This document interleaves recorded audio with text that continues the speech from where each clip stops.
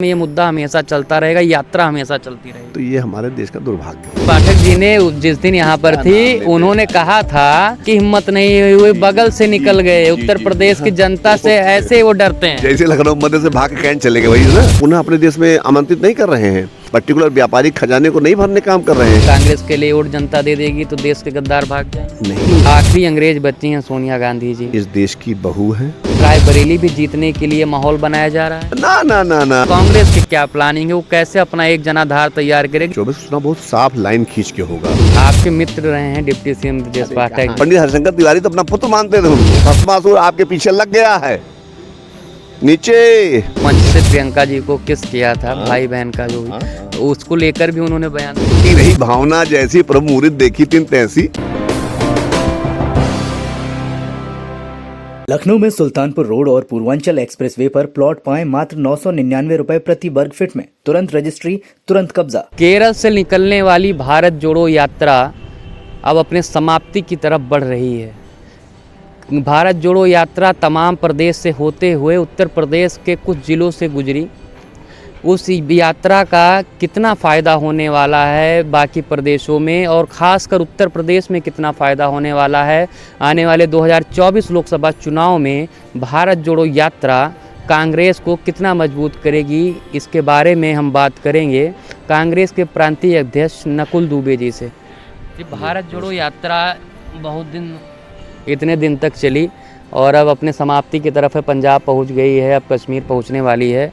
उत्तर प्रदेश का बहुत ज़्यादा हिस्सा नहीं आया भारत जोड़ो यात्रा में। ऐसा बात की गई कि बहुत बड़ा फ़र्क पड़ने वाला है उत्तर प्रदेश में। आपको क्या लगता है कि 2024 में का फ़ायदा मिलेगा कि ऐसे सब ख़त्म हो जाएगा? देखिए, अगर हम शुरुआत करें तो यह एक ऐसी यात्रा है कि जीवन यात्रा है, ये कभी न ख़त्म हो जाए। आपने समाप्ति क्यों, समाप्ति कहाँ हो गई? सन 1942 याद करें आप, तो हम थे भी नहीं धरती पर। तो उस वक्त भारत छोड़ो यात्रा शुरू हुई थी, भारत छोड़ो आंदोलन। तो अब भारत जोड़ो आंदोलन शुरू हो रहा है।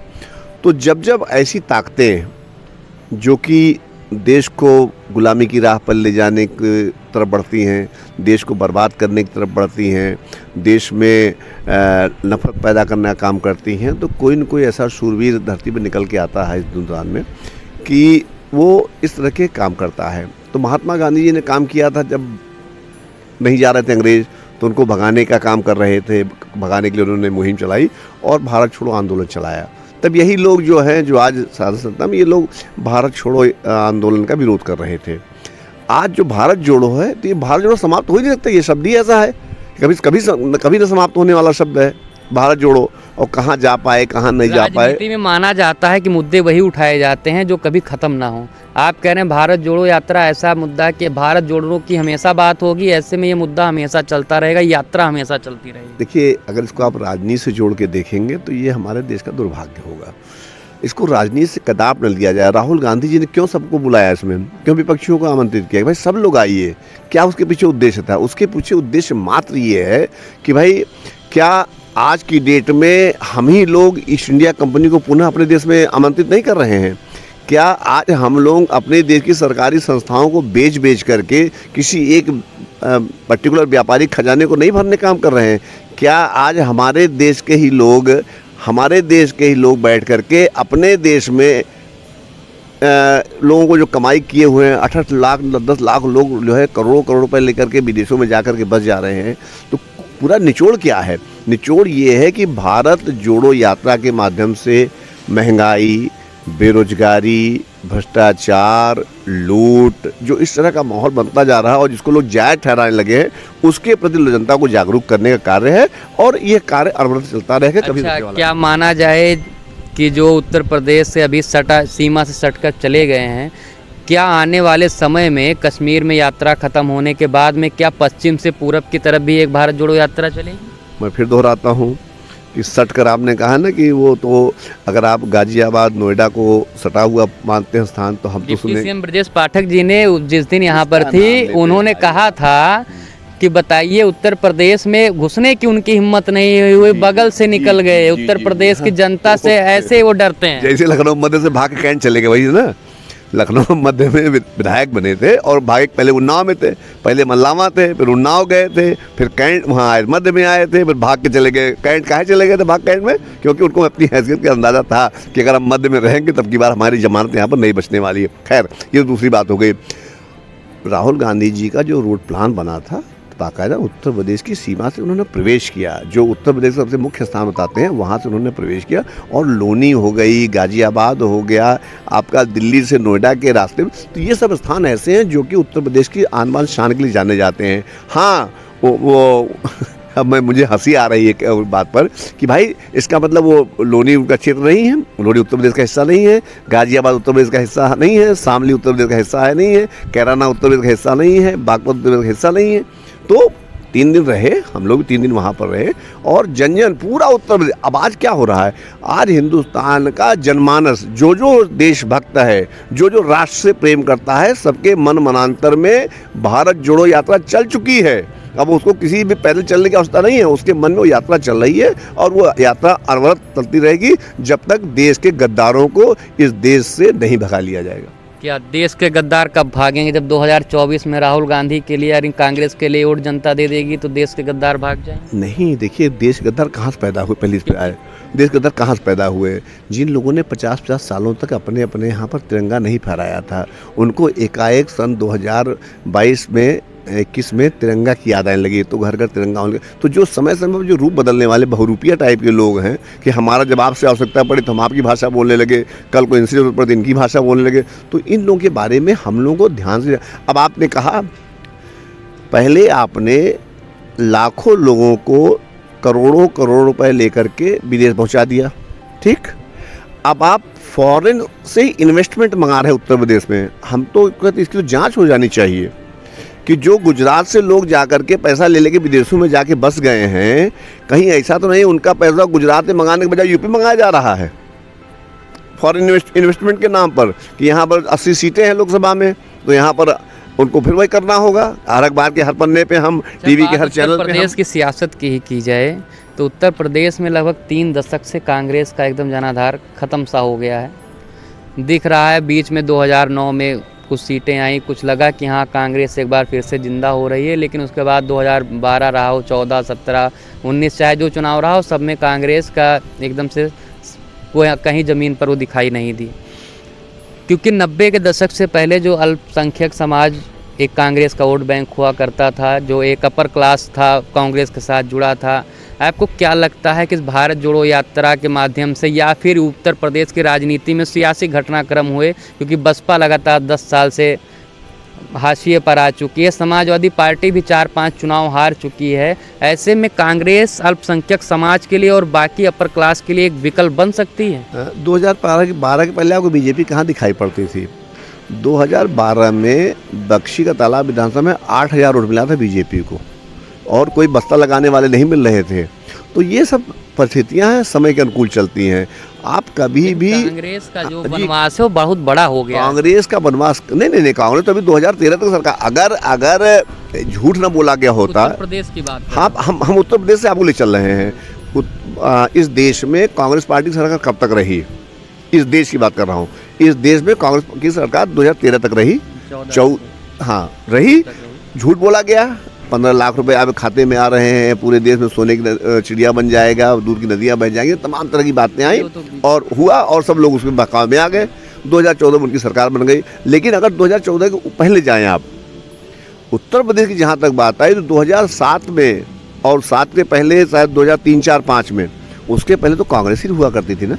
तो कांग्रेस धीरे धीरे ये सत्ता पा लेना ही, कुर्सी पर बैठ जाना ही, देश को बेचना ही, ये राजनीति नहीं है। राजनीति की परिभाषा ये है कि हमारे नौजवानों के चेहरों पर चमक कैसे आएगी, हमारे मीडिया वालों के चेहरों पर चमक कैसे आएगी। अब मीडिया क्या हो गई, 4-5 बड़े बड़े जो संस्थान हैं, अब 4-5 संस्थान, उनको उन्होंने अनाप शनाप पैसा पहुँचा दिया। जब अनाप शनाप पैसा पहुँच गया तो उसे जो चाहे बुलवा लो। वो तोता उनका जब राम तो राम, जब गाली बकने लगा।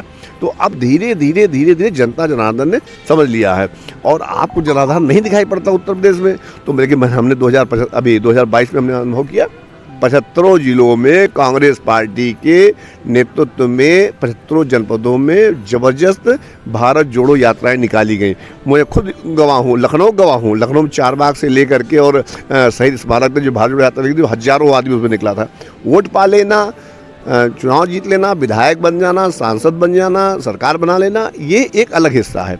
लेकिन देश के हित की जब बात आती है तो हिंदुस्तान का नागरिक आज भी अपने देश के प्रति बहुत संजीदा है। उसको आज़ादी बहुत पसंद है। उसको कताब विदेशों को गुलाम नहीं बनना है। जो आज ईस्ट इंडिया कंपनी को हिंदुस्तान में फिर से लाने ईस्ट इंडिया कंपनी बार बार बात कर रहे हैं। अभी रायबरेली जहाँ से सांसद हैं सोनिया गांधी जी, वहीं के ताल्लुक़ रखने वाले मंत्री ने कहा है, दिनेश प्रताप सिंह ने, कि आखिरी अंग्रेज बची हैं सोनिया गांधी जी। भाजपा आपको कह रही है कि आप बाहरी हैं, आप उनको बता रहे हैं कि वो उनके साथ मिले हुए हैं। क्या चल रहा है? देखिए, ईश्वरी कुछ वो होती हैं, कुछ ईश्वरी त्रुटियां हो जाती हैं। जैसे जो कुछ लोग जो सीधा नहीं देख पाते हैं, जो लोग सीधा नहीं देख पाते हैं तो उनको हर चीज़ टेढ़ी मेढ़ी दिखाई पड़ती है। सोनिया गांधी जी, मैं बार बार कहता हूँ, सोनिया गांधी जी इस देश की बहू हैं, इस देश में रह रहे 2 बच्चों की माँ हैं, इस देश के नागरिक 2 बच्चों की नानी जी हैं, और उनका इस देश से वही नाता है जो शरीर और रक्त का होता है। तो अब ऐसे कुछ 4 लोग आते हैं जो अपने लाभ के लिए कोई भी उनका क्या लगता है रायबरेली की जो अमेठी दरअसल जो था 2019 में जीत लिया गया, कांग्रेस का जो गढ़ था, ये 2024 में रायबरेली भी जीतने के लिए माहौल बनाया जा रहा है? ना ना ना ना, अब कहाँ है। अब तो बीजेपी अपना जमानत बचावे, बीजेपी अपनी जमानत बचावे। देखिए, मोदी की काट की हांडी 1-2 बार चढ़ गई। अब वो काट की हांडी अब नहीं चढ़ने वाली 24 में। अब जनता वही जनता जिन्होंने बड़े आदर सम्मान के साथ इनको बनारस में गंगा ने बुलाया होगा, अब वही उनको बाइज्जत गुजरात वापस कर देगी। और आप देखिएगा, इस बार हिंदुस्तान में कांग्रेस पार्टी की बहुमत सरकार बनने जा रही है और सब लोग इस बात के साक्षी गवाह बनेंगे। आप सभी लोकसभा सीटों पर कांग्रेस चुनाव लड़ पाएगी? बिल्कुल, अरे लड़ पाएगी, लड़ती है, लड़ेगी। विधानसभा में सब लड़े थे 2022 में, लेकिन एकदम जमानत जब्त हो गई। कोई देखिए, राजनीति में आपको हर चीज के लिए तैयार रहना पड़ता है। जनता धोखा खा गई, जनता से झूठ बोला गया। जनता हमारी बहुत भोली भाली है। हमारे प्रदेश और हमारे देश की जनता वो आ जाती है, वो कहे में आ गई, लेकिन अब नहीं आने वाली। अब सबक सिखा 3 दशक से जो अल्पसंख्यक समाज है बसपा सपा में उलझा हुआ है, और इस बार उसने बाईपोलर में सबसे एक तरफा वोटिंग समाजवादी पार्टी की तरफ करी। आप और उसके बाद से अब मायावती जो हैं वो भी अब मुस्लिम और दलित का गठजोड़ करके समीकरण बना रही हैं। अभी उन्होंने अतीक अहमद की पत्नी को शामिल कराया पार्टी में। इससे लग रहा है कि वो पार्टी को एक नई दिशा देने वाली है। कांग्रेस की क्या प्लानिंग है, वो कैसे अपना एक जनाधार तैयार करेगी जिस पे सहारे वो बैक फुट पर नहीं कि फ्रंट फुट पर आके बैटिंग करेगी? देखिए, ये सब बातें तो हमने सुन ली आपकी, लेकिन जो 2024 का चुनाव होगा, 2024 का चुनाव बहुत साफ लाइन खींच के होगा। एक देश के गद्दार और एक देश के समर्थक, एक राष्ट्रभक्त देशभक्त और एक राष्ट्र विरोधी, अंग्रेजों को लाने वाले, देश को बेचने वाले, ब्रह्मास्त्र उन्हीं पर इस्तेमाल कर रहे हैं। जो चीजें वो कहते थे कि आपको, अब आप वही चीजें आप देख लो ना, हम तो सबूत देंगे आपको। आप रेल देख लो, आप एयरपोर्ट देख लो, आप सारी संस्थाएं देख लो। यादव जी ने 2 दिन पहले उन्होंने ये यहाँ तक कहा कि केसीआर, नीतीश कुमार या ममता बनर्जी जो लोग भी फ्रंट बना रहे हैं उनके साथ में हैं, लेकिन राहुल गांधी के नाम पर वो असमंजस स्थिति में आ जाते हैं। ऐसा क्यों? देखिए, ऐसा है कि अब ये तो भविष्य के गर्त में है, इस पर ना आप कुछ कह सकते हैं ना आज वर्तमान में कुछ कह सकता हूँ। लेकिन राहुल गांधी जी ने यह साबित कर दिया है कि अगर देश को गुलामी की राह पर नहीं जाने देना है, देश को भ्रष्टाचारियों के हाथ में नहीं सौंपना है, देश में वही वाली व्यवस्था चाहिए जो हम लोगों ने आज़ादी के बाद देखी थी। 2014 से हम लोग झूठ फरेब 420 जालसाजी में फंस गए हैं। अगर इन सब चीज़ों से आपको बचाना है देश को, तो आपको सबको एकत्रित। क्या लगता है राहुल गांधी के प्रति लोगों की जो अब धारणा बदल गई है, जो आज के कुछ दिन पहले से उन्हें मजाक में ले लिया जाता था, बहुत सारी चीज़ें थी। राहुल गांधी बीच बीच में अपने बयानों को लेकर क्या गलती कर देते हैं कहीं कि फिर ऐसा माहौल बन जाता है? ये सारी कृपा आप लोगों की है। आपके कुछ मीडिया भाई जो पहले से बिके रहते हैं, वो जानबूझ के ऐसा बनाते हैं, सोशल मीडिया बनाती है। राहुल गांधी जी कभी न तो उन्होंने हल्की बातें की। हाँ भाई, आप उसको मैनिपुलेट करके प्लांट करके कुछ बुला दो, उन्होंने तो कहा कि अब हजारों करोड़ रुपए खाली हमारी छवि को खराब करने, और किसी की छवि खराब करने की छवि बनती है यार। मोदी जी कुछ भी कर दे, कुछ भी कर दे। आप बता सब किसी ने जो है 156 ग्राम की मूर्ति बना दी, वही बड़ा मीडिया के लिए बड़ा भारी वो हाइप हो गया। जिसको देखो वही वो सोने की मूर्ति, सोने की मूर्ति, सोने की मूर्ति। अरे भाई क्या इसमें कौन 100 ग्राम 50 ग्राम हुआ ना, 150 ग्राम मूर्ति है ना, लेकिन दैट हैज उसको ऐसा बना दिया गया है जैसे विश्व में और कोई सूचना समाचार रही नहीं गया है। ये समाचार होना चाहिए कि उन्होंने अपनी अर्धांगिनी को अपनी माता जी की वहाँ पर उस कार्यक्रम में सम्मिलित नहीं होने दिया, बाकायदा पुलिस लगवा कर रोका। ये समाचार बनना चाहिए, लेकिन ये समाचार कोई नहीं बनाएगा। जो समाचार वास्तव हमारे देश के लिए होने चाहिए, जो चाहे वो मोदी जी हो, चाहे योगी जी हो, चाहे कोई भी XYZ हो, चाहे हमारे कांग्रेस पार्टी के लोग क्यों न हो। अब दिनेश सिंह का जो समाज चल रहा है, ये क्या है, सोच बोलने लायक है, बतियाने लायक है, लेकिन नहीं, मीडिया के लिए बड़ा भारी न्यूज़ बन गई। बड़ा बाप रे, दिनेश सिंह, अरे दिनेश सिंह उनके पूरे उठा। राहुल गांधी जी ने जो मंच से प्रियंका जी को किस किया था, भाई बहन का जो भी, उसको लेकर भी उन्होंने बयान दिया था। आप कह रहे हो सोच जाकी रही भावना जैसी प्रभु मुरीद देखी तीन तैसी। हम लोग तो मौजूद थे वहाँ पर, मुलाकात हुई होगी राहुल गांधी, अच्छी बातचीत भी होगी। भारत जोड़ो यात्रा में इतना सारा बवाल चला, इतना सारी बातें चली कि ठंडी नहीं लगती राहुल गांधी को। आपने पूछा नहीं क्यों नहीं लगती है? ये बात पूछने वाली है। अरे आप क्या जैन साहब लोगों, जैन जो धर्म के हमारे पुजारी, उनसे हम लोग कोई पूछने जाते हैं? हमारे बाबा जी लोग जो है, आप अयोध्या चले जाइए, कड़कड़ाती ठंड में खाली एक वो गमछा लगे हुए, एक लंगोटी लगाए, उनसे कोई पूछने जाता है? हाँ, जिसको वास्तव में, जिसके मन में क्रांति आ जाएगी, जिसके मन में तपस्वी भावना आ जाएगी, जिसके मन में संत एक बार प्रवेश कर जाएगा, जो देश का असली सिपाही होगा, देश का असली भक्त होगा, वो तो इस वक्त एक अंतिम सलाह है, सवाल है, सलाह है, चाहे अपील है।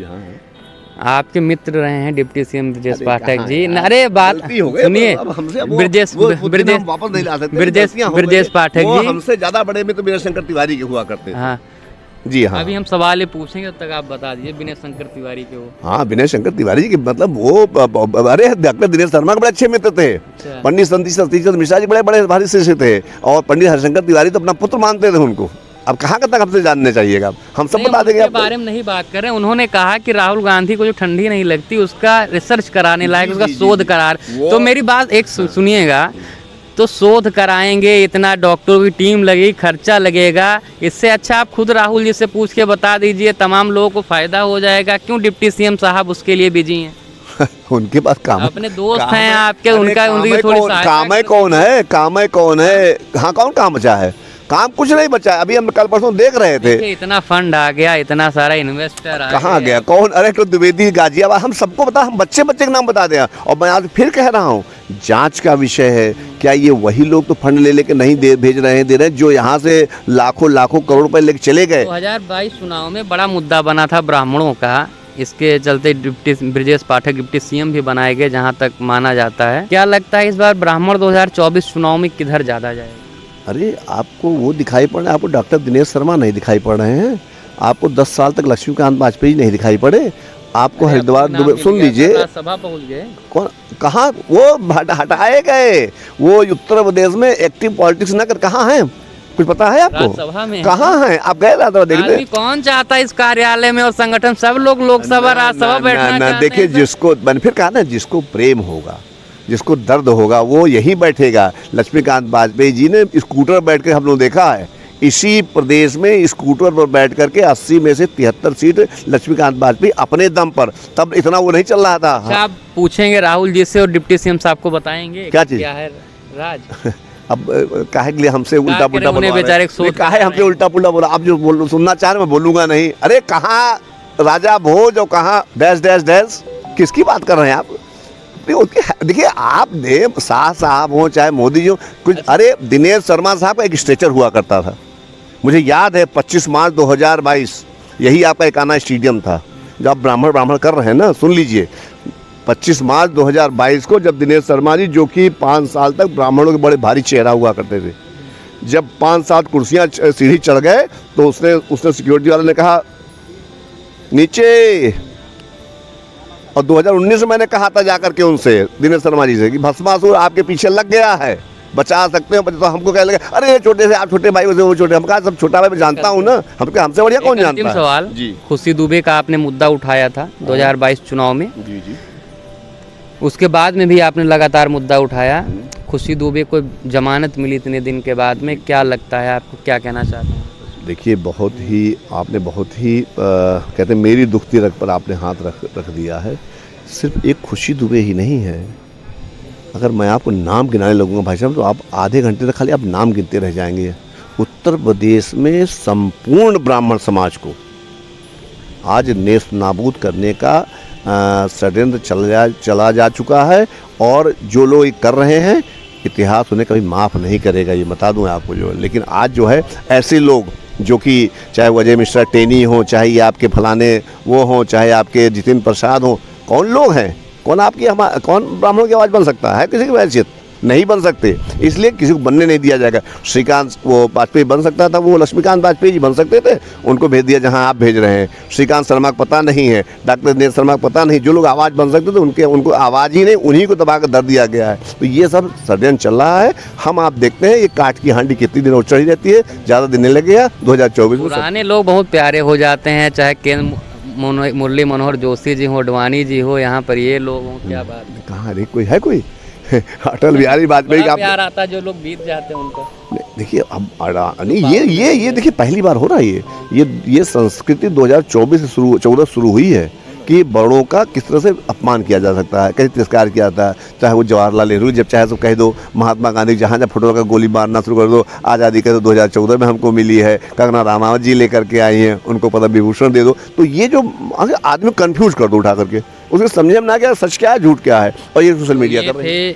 नकुल दुबे जी, जिनसे हम कई मुद्दों पर बातें हुई, चाहे 2024 के चुनाव को लेकर रहा हो, भारत जोड़ो यात्रा को लेकर रहा हो, सोनिया गांधी पर कमेंट को लेकर रहा हो, इनके पूरी बात से ये ज़रूर लगता है कि 2024 में कहीं ना कहीं कांग्रेस ब्राह्मण और अल्पसंख्यक समाज की तरफ, उम्मीद की तरफ देख रहे हैं। उन्हें लगता है कि ये दोनों समाज कांग्रेस की तरफ उम्मीद से देख रहे हैं, क्योंकि ये जो दोनों समाज हैं ये 90 के दशक से पहले कांग्रेस के साथ थे। मंडल कमीशन आने के बाद में और कई राजनीतिक घटनाक्रम होने के बाद में ये लोग कांग्रेस से छिटक गए, जिससे उत्तर प्रदेश में कांग्रेस की ज़मीन खिसक गई थी। लेकिन 2024 में कई फार्मूलों के साथ में कांग्रेस एक बार फिर से मजबूती के साथ चुनाव मैदान में उतरेगी। कैमरामैन शनि के साथ मैं रमन मिश्रा, NTTV भारत, लखनऊ। सब्सक्राइब कीजिए आपका अपना चैनल NTTV भारत।